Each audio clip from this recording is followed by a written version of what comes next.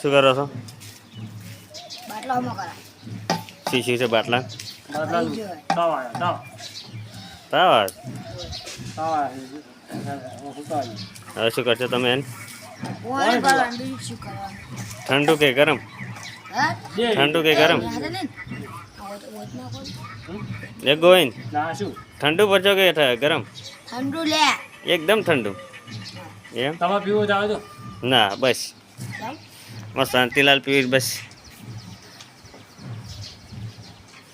શાંતિલાલ ને જ પાવું છે.